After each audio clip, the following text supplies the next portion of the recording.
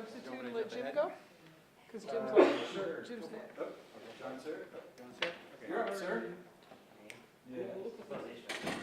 Oh, HVAC. HVAC, you wanna go now? You want me to go first? Either way. I can go.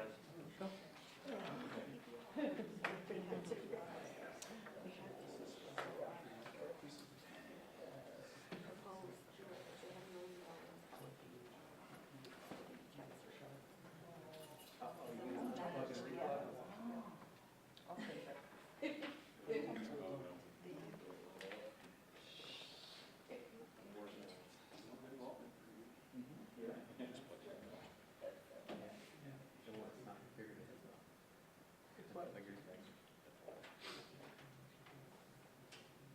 You have your stuff on the flash drive?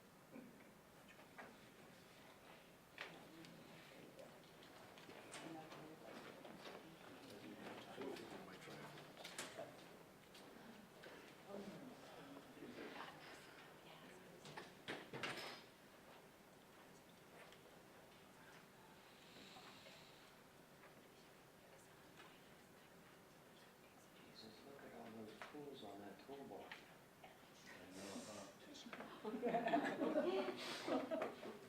And I bet you he uses every single one. Show off. Yeah,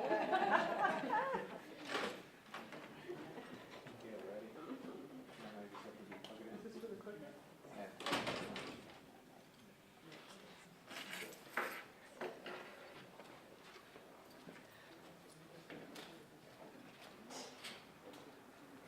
Nobody had a fire that would have Gonna been play like, your movie? Yeah. Morning, Jim. did you get the virus on the computer today? I did.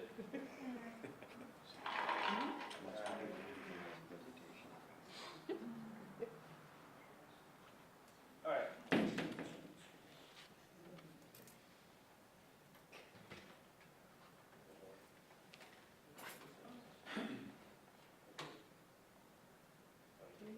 I need my refrigeration.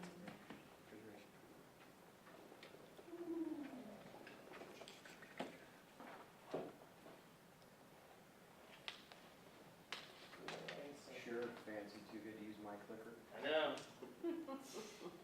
I didn't know that. I didn't know this was.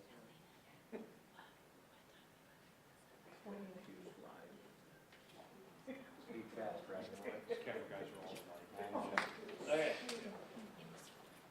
So I'm just a simple country camera guy. So my well, first a little free history about production, because I'll start using terminology that I assume everybody knows, and then I'll do. And I won't do. Okay. So beginning of the year, one of our first units, it's going to change next year, but beginning of the year, my students learn what's called the production process. In film and video production, we are, everything matters in the visual and audio department. So they're aspiring illusionists. So when you watch media on your phone, when you watch media on your television, you watch it in the theater, when you all of this stuff that you see on an everyday basis, you are trained to see flawless productions. And to the point where even flawed productions, it was a lot more prevalent a long time ago to have flawless productions and people to see jarring, like, oh, that doesn't look good or that doesn't sound good. Nowadays with YouTube, we kind of accept it. So my students start at a very, very low competency level. I know a lot of people assume that they come in knowing everything about video. That was absolutely not the case. One is, just like in the military, breaking them all the way down to you don't know what you're doing. And they're like, and one of the first projects they do is a mobile film. And they realize, I do not know what I'm doing. I fully do not understand how to tell a story, how to shoot something, how to light something, how to get intelligible audio. One of the beginning units is this. Production process is pre-production, landing your story. Production, shooting the plan, and post-production. The entire process is invisible to the normal person of importing the footage, editing it, getting rough cuts, getting revisions, and recutting, and revision, and recutting, and revision. And this is more like a spiral, because there's many, many iterations of it, all the way to final sound delivery to your client. So they learn this process in the beginning of the year, then they learn how to edit, then they learn how to shoot, and then eventually towards the fall semester, because most people come to my students and want them to develop. Can your students shoot this and do that? No, hold on. Kurt, can your students build a house in October? No. Little one. Well, it may not hold up. So my students have to learn these, just like all of your guys' crafts. The craft of production is a craft. It's just completely invisible to everybody. It is a completely invisible art and science. We have I try to go into the engineering world of broadcasting and film, and I lose all of my students because they're like, I don't understand the words you're saying. I'm like, yeah, we have scientists and engineers in film and video. There's just not as many of them. And they're highly specialized in engineering amazing cameras and technology. So they learn the idea, so the reason why I'm mentioning this is they learn to pitch their ideas to a public audience, meaning they pitch their idea straight to their peers. Their peers vote. I'm going to green light this, like the stoplight. I think this is a makeable idea. I think it's wonderful. You should do this. They have to all vote. And if they achieve green light, they can move forward into the next step. If it's red lit, they have to go back to the drawing board and draw. So, outline. Step 1, step 2, step 3. Start framing out your idea. What is this going to look like? Treatments are for feature films. Scripts are, you may have heard of a script or what a script is. That is actually, what are the lines? What are the shots? Outline those out. A storyboard, a visual little comic book of what this is going to look like on paper. Paper's cheap. Camera isn't. And people's time isn't. Shot list. Okay, now take that storyboard, break it down into shot list. Then shoot it. That's the process of shooting and editing. So just to give you an idea. So this is practice in pieces with other projects prior to this. The culmination event, the PBL project in the fall semester is a public service announcement. We all probably have a view of what a public service announcement is. We may have seen these when we were a kid. We may have seen these on television. So the challenge for the students is to contact a local nonprofit agency and craft a public service announcement that supports their mission statement. So there's an entire research phase of this project where they have to go on the internet, track down a local. Can I do No, it has to be local. Can I do national? No. I want to do, no. You live in the capital of the internet. There is an example of everything you could possibly desire or want or imagine here in Santa Clara County. It's here, it's based here. So, figure it out. Can I do that? No, it has to be local. Because they have to actually contact their clients. So the framework of the project is students work in groups of 3. Throughout the year, all of my projects are based off of this template. So we do several projects like this. They have to create a 30-second PSA or a 1-minute PSA, preferably 30-second. It must be based around an issue of local awareness or importance, meaning the actual mission statement of the nonprofit. And it has to contain recorded narration or text on screen. They can record a voiceover, or they can use text. It must have a real-world address, phone number for people to contact to find out more, a call to action. I'm excited and passionate about this. How can I find out more? Because and it must have, this call to action must be integrated into the final product. Because as I tell my students now, I'm like, your clients are going to use this because you're going to offer it to them at the end of your project. And they're going to give you input, and you have to make the corrections and give it back to the client. You are now, congratulations. Once you complete this project, you're video producers. Because you've produced a video for a client. And they're like all panicked but excited. What's the authenticity? The authenticity is students will work with a real-world nonprofit agency member as their client. Students will tackle an issue of local importance, as I mentioned. And students will deliver a 30-second spot that grabs the public's eye to their client for feedback and use. So feedback first, because inevitably the client's like, I don't want you to show this. Can you change it to that? I've never met a client who's ever said, 100% I'll take it as is. They always have input. They always want it changed. It's part of the process. And that's part of the thing. Most students, and this happens, but I'm done. I'm done. I'm like, and this is one of their first, they've already done 2 or 3 projects before this that are proto versions of this. This is the first full-scale production process project. They've done smaller ones, a bunch of the steps removed to help them not freak out. But now this is their full, I'm in front of a client, I have to call them. And at first there's I had some stumbling blocks. I was like, what does your client think about that? Well, I will call your client and ask them. Email your client. Did you email your client? Yes, I did. And some students, I was amazed that some students took this and they ran with it and they were like, Mr. Furtado, may I use my cell phone to go out in the hallway and call my client? And yes. And then I peeked out there like, hello, this is Isaac. It's SVCTE. I'm your video producer producing your public service announcement. And they sound very professional. Some of these students took it and ran with it. What are the CTE standards? Because we all love standards. One, I typed in, because I have an engine that can look them up, and I literally put public service announcement, and there's literally a standard in my arts and media entertainment said that they have to produce a public service announcement. So that's checked off. Participate in an interactive teamwork to solve real-world arts and media entertainment sector issues and problems. Check. Problem solving and critical thinking, obviously the entire process of video producing is nothing but problems. Because whenever you try to make a creative product, I think of it, we've all taken pictures with our phone. Think of all the complications involved in that. There are 24 frames per second and 60 seconds in a minute. Multiply all those frames. That's how many problems come up during a video production. Because it's shooting through time. So I provide them with so during this lecture, I'm just going to run through this stuff. I provide them with the terminology of public service announcements. We talk about the history of public service announcements, where they came from, how they originated in World War II, and they went through World War I, and went through World War II during radio and film newsreels.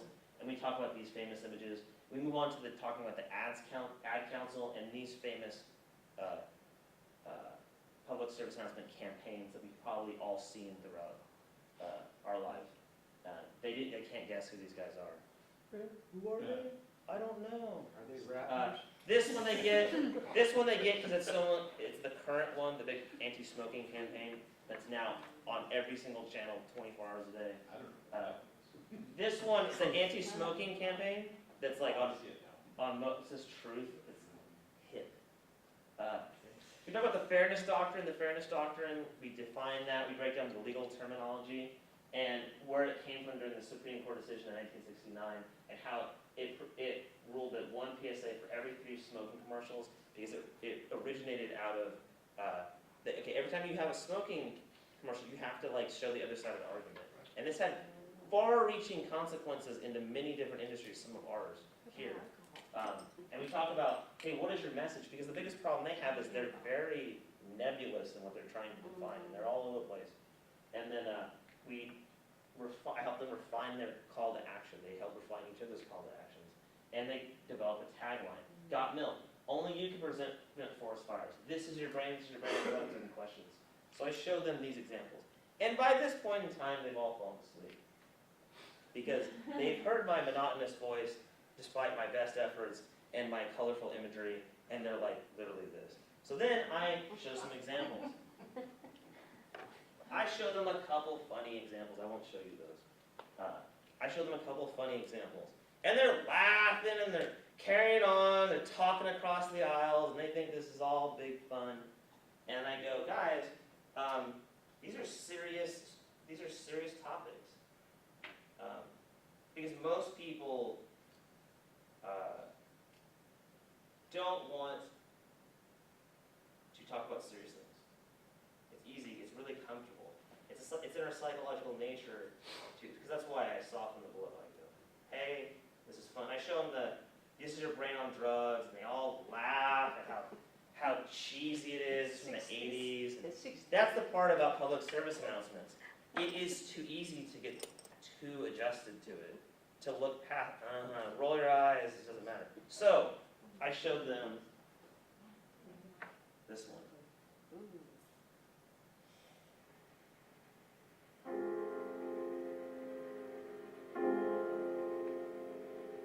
Nowhere in the corridors of pale green and gray,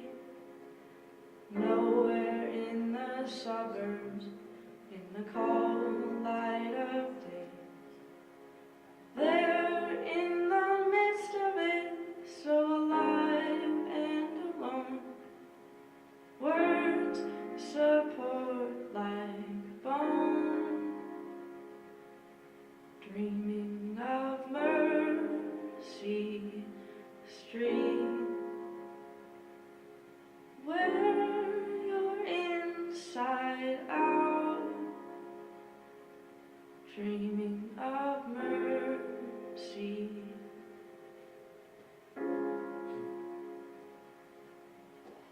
So all my students watch that. The room is so quiet you can hear a pin drop. And I say this, I say that is the power of imagery. Your brain can soak up all these words and you can read these books, but one shot can take a mother and send her to her knees crying. One shot. That is the power we have over all humans, because that's the power of storytelling. So then I go, you have to make something and do your best, and make it serious, and make something you care about, and it's got to be passionate, and you have to grab your audience's attention, because if they're looking at their phone, you've already lost them. Nobody cares anymore. So here are some examples.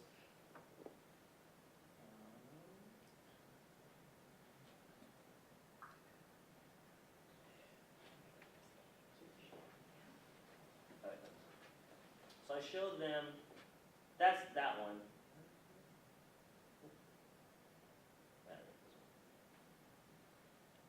Yeah, so this is previous years. So I was like, they're like, what's professional on this trial? Here's a previous year, last year.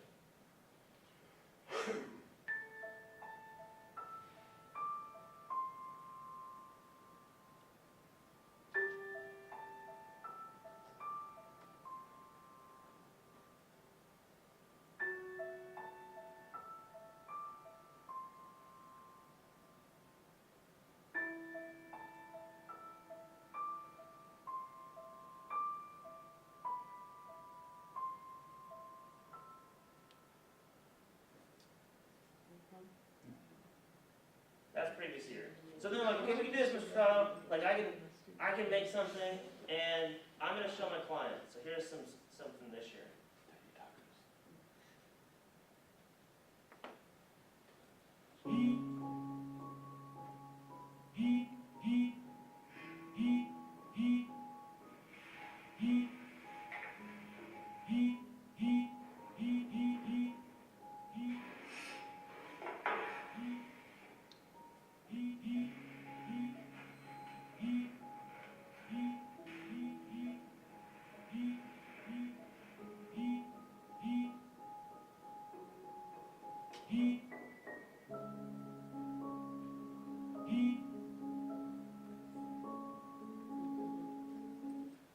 That's one.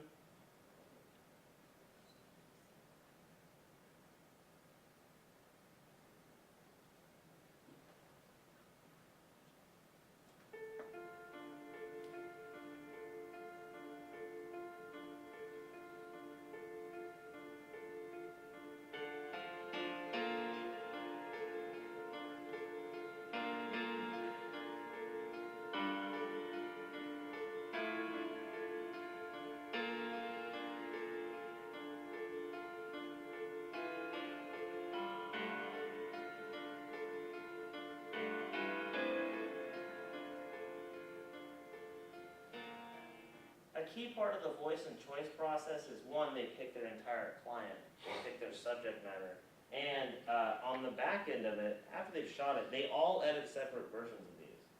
So they can copy the footage and they can all sit down and edit, which probably, one, I developed in previous years because I didn't need 5 kids gathered on one computer when I had 30 computers.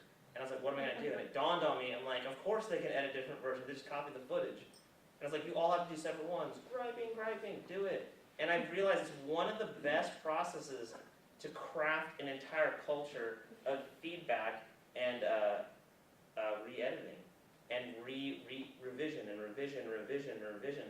Because the first couple times they're like, I don't have to do work in my homeschool, I don't want to do this. And like, no, you have to do it. and they start working, and eventually the entire classroom takes over its own culture, and they're like, okay, now check out what I did over here. Okay, blah, blah, blah. Now here's another example of the exact same GSA, but edited differently. It's only one shot though.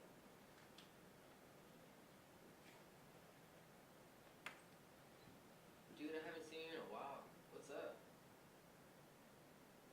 What happened to your eye? Dude, you look like a wreck. Bro, can I sign your cast? Well, see you later, man.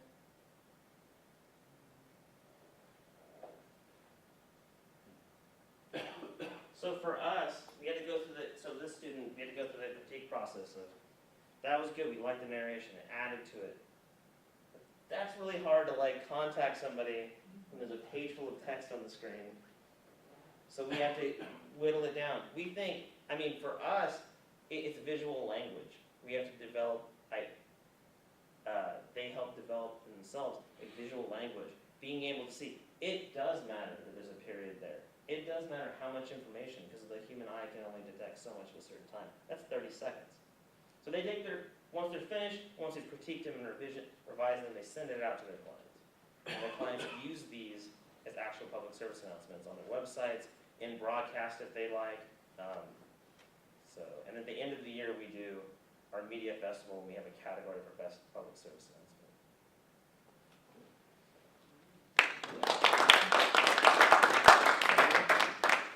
Any questions? When's the commission coming in? The commit? Oh yeah, we got the next iteration of, I have to shamelessly plug the Iron Gun franchise. That will be coming in May. Oh. So volume 6